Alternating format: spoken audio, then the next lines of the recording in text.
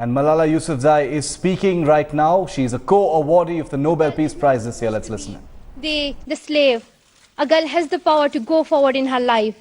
And she's not only a mother, she's not only a sister, she's not only a wife, but a girl has she should have an identity, she should be recognized, and she has equal rights as a boy. Even though my brother thinks that they are treated, that I'm treated very well and they're not treated very well, but that's fine if it's that, but that's fine. Well, I would like to share with you how I found about the Nobel Peace Prize, and it's quite exciting because I was in my chemistry class and we were studying about electrolysis, anode, cathode, and the time was, I think, 10:15. So the time of the announcement of the Nobel Peace Prize was gone.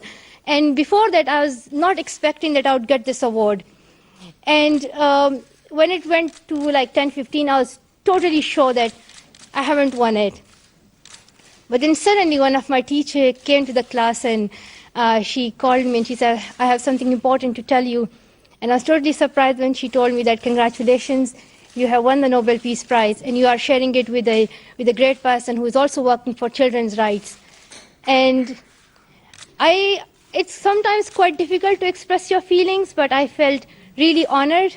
I felt more powerful and more courageous because this award is not just a piece of metal or a medal that you would wear or an award that you would keep in your room, but this is really an encouragement for me to go forward and to believe in myself, to know that there are people who are supporting me in this campaign. And we are standing together. We all want to make sure that every child gets quality education. So this is really something great for me. However, when I found that I have won the Nobel Peace Prize, I decided that I would not leave my school. Rather, I would finish my school time. I went to the physics lesson, I learned, I went to the English lessons, and it was totally like, I considered it as a normal day.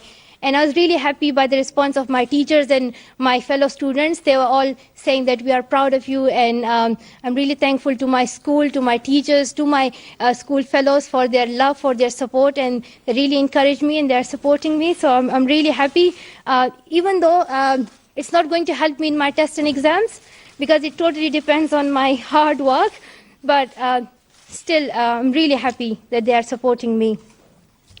I have received this award, but this is not the end. This is not the end. This is not the end of this campaign which I have started. I think this is really the beginning.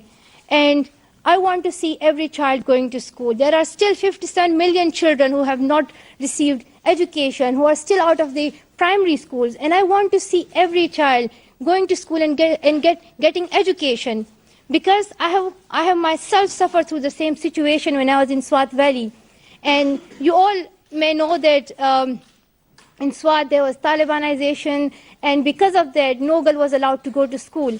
At that time, I stood up for my rights and I said that I will speak up. I did not wait for someone else. I did not wait for someone else. I had really two options.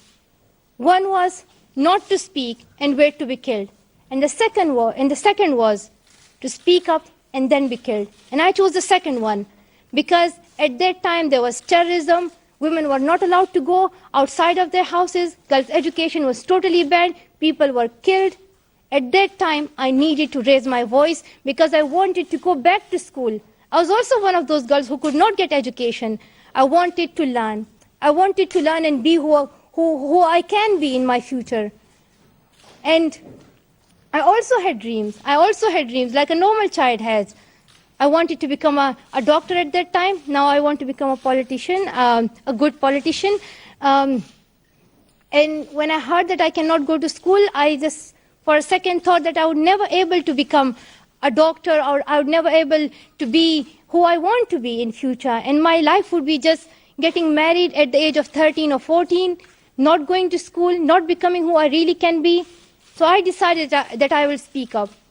So through my story, I want to tell other children all around the world that they should stand up for their rights. They should not wait for someone else.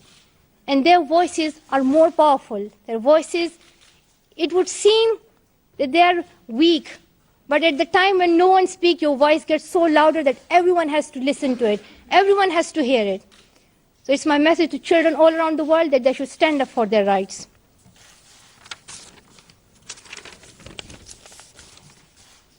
And the award that I have received, the Nobel Peace Prize, I believe that the Nobel Committee, they haven't given it just to me.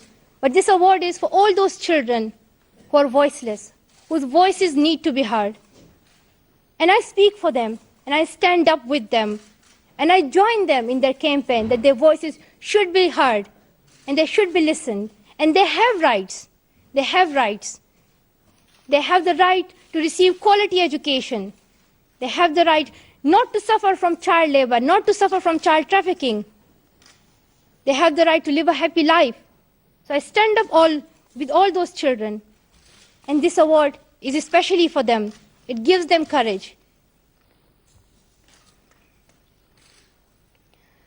At the end, I would like to share with you that I had a phone call with Honorable Kailash. I cannot pronounce his surname accurately, so please, I just ask for forgiveness for that.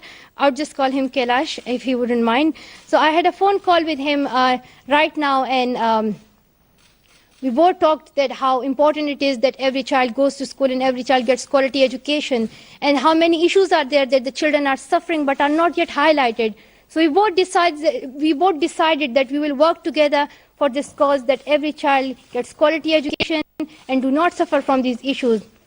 Other than that, we also decided that as he is from India and I am from Pakistan, we will try to build strong relationships between India and Pakistan. And nowadays, you know that there is tension on the border, and the situation is getting, it's not like as we are expecting. We want Pakistan and India to have good relationships, and the tension that is going on is really disappointing, and I'm really sad because I want both the countries to have dialogue, to have talks about peace, and to think about progress, to think about development, rather than fighting with each other. It's important that both the countries focus more on education, focus more on development and progress, which is good for both of them. So we both decided that I requested him that would it be possible that he request his Honorable Prime Minister Narendra Modi to join us when we receive the Nobel Peace Prize in December. And I promised him that I would also request the Honorable Prime Minister of Pakistan, Nawaz Sharif, to join us when I get and he gets the Nobel Peace Prize. So, and I myself request the Honorable Prime Minister Narendra Modi and Honorable Prime Minister Nawaz Sharif that they both join us when we receive the Nobel Peace Prize. I really believe in peace. I really believe in tolerance and patience. And it is very important for the progress of both the countries that they have peace and they have good relationships. This is how they are going to achieve success, and this is how they are going to progress. So it is my humble request, and I hope it would be heard, it would be listened. At the end, I want to say that I'm really happy for your support. I used to say that I think I do not deserve the Nobel Peace Prize. I still believe that. But I believe that it is not only an award for what I've done, but it is also an encouragement for giving me hope, for giving me the courage to go and continue this campaign, to believe in myself and to know that I'm not alone. There are hundreds and thousands and millions who are supporting me. So once again, thank you so much to all of you. Thank you. Sorry?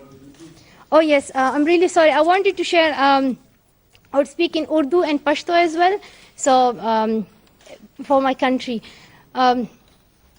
बिस्मिल्लाहिर्रहमानिर्रहीम, शुरू अल्लाह के नाम से जो बड़ा मेहरबान और रहम करने वाला है.